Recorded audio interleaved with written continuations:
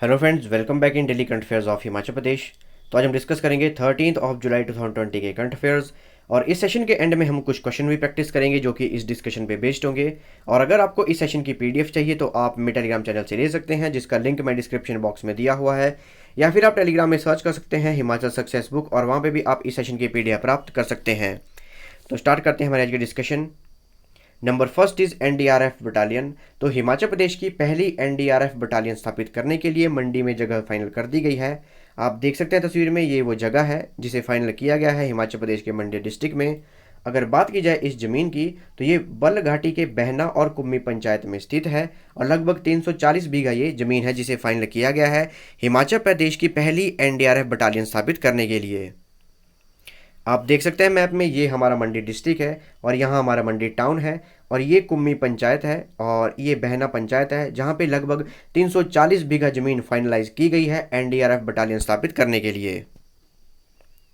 अगर बात की जाए कि ये बटालियन स्थापित क्यों की जा रही है, तो वर्ष 2014 में मंडी जिला के थलौट में ब्यास नदी है, तो वहाँ पे हैदराबाद इंजीनियरिंग कॉलेज के लगभग 24 छात्र छुट्टियां मनाने के लिए आए थे, और ब्यास नदी में ज़्यादा पानी होने की वजह से वो बह गए थे, और उन्हें रेस्क्यू करने के लिए, उन्हें तलाशने के लिए काफ़ी दिक्कतें आई थी।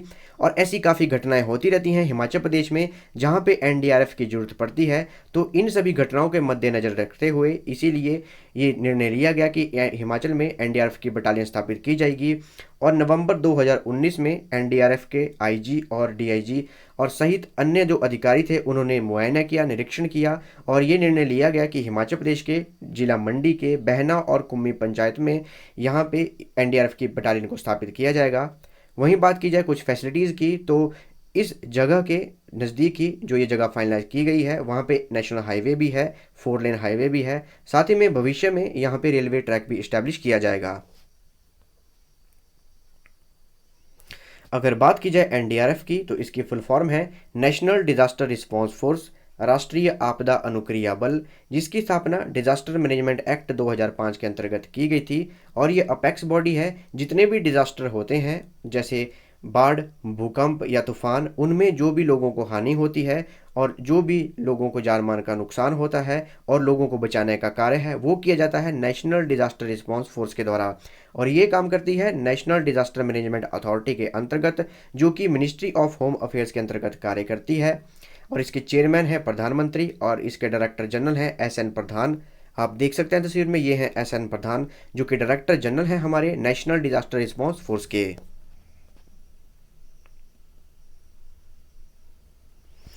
नेक्स्ट इज बेटी बचाओ बेटी पढ़ाओ अभियान।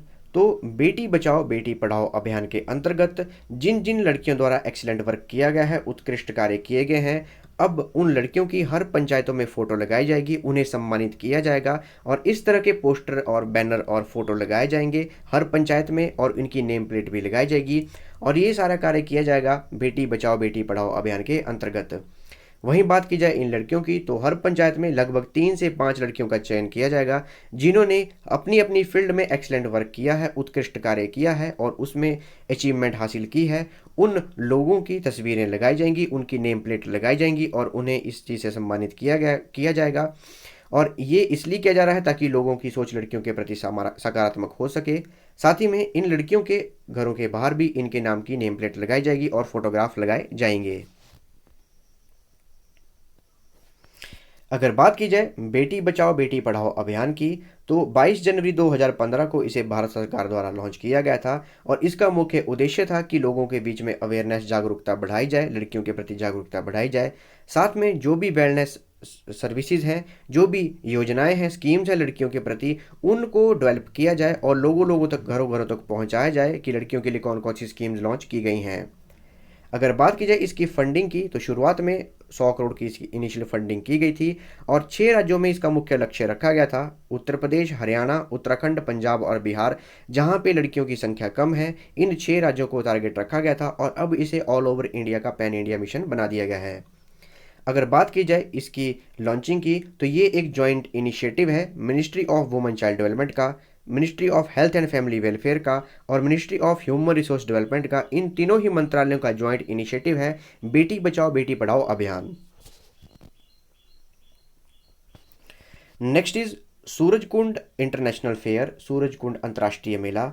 तो सूरजकुंड मेले की तर्ज पर हिमाचल में भी मेला लगाया जाएगा और इस बात की जानकारी दी गई हमें मुख्यमंत्री जयराम ठाकुर द्वारा, और उन्होंने ये बताया कि सोलन जिले के कंडाघाट में हर वर्ष सूरजकुंड मेले की तर्ज पर भी हिमाचल प्रदेश में मेला लगाया जाएगा।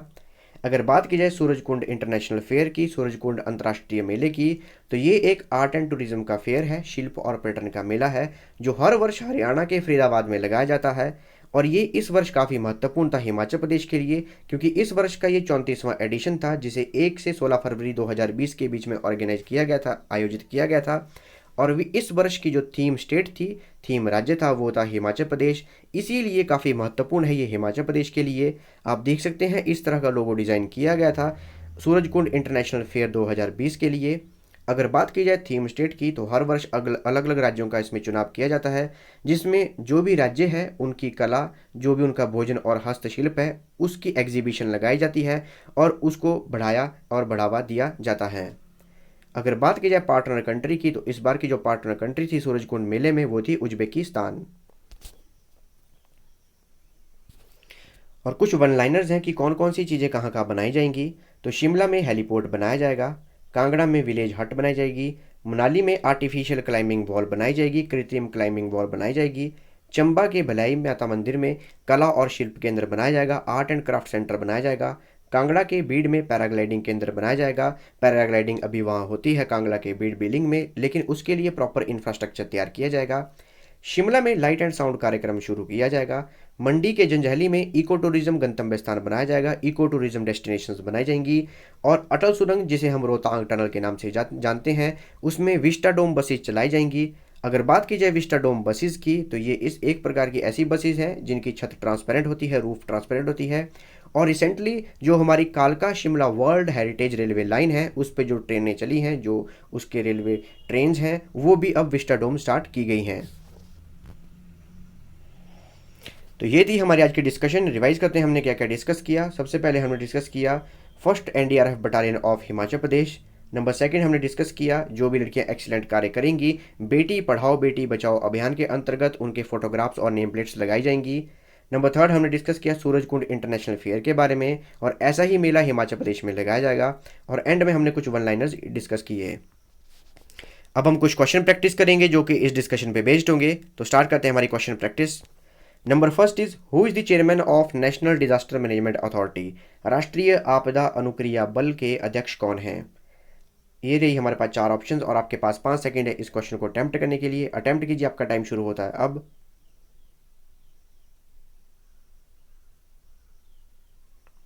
आइए देखते हैं इसका करेक्ट आंसर। इसका करेक्ट आंसर है option A, prime minister. Prime minister national disaster management authority के चेयरमैन हैं। Next question is Beti Bachao Beti Padhao अभियान was started on. Beti Bachao Beti Padhao अभियान की शुरुआत कौन से वर्ष की गई थी। तो ये हमारे पास 4 ऑप्शंस हैं और आपके पास 5 सेकंड इस क्वेश्चन को अटेम्प्ट करने के लिए। अटेम्प्ट कीजिए, आपका टाइम शुरू होता है अब।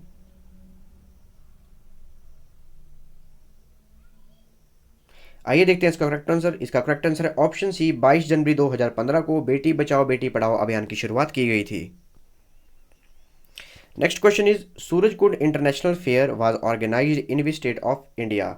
सूरजकुंड अंतर्राष्ट्रीय मेला भारत के कौन से राज्य में आयोजित किया जाता है। तो ये हमारे पास 4 ऑप्शंस हैं और आपके पास 5 सेकंड इस क्वेश्चन को अटेम्प्ट करने के लिए। अटेम्प्ट कीजिए, आपका टाइम शुरू होता है अब।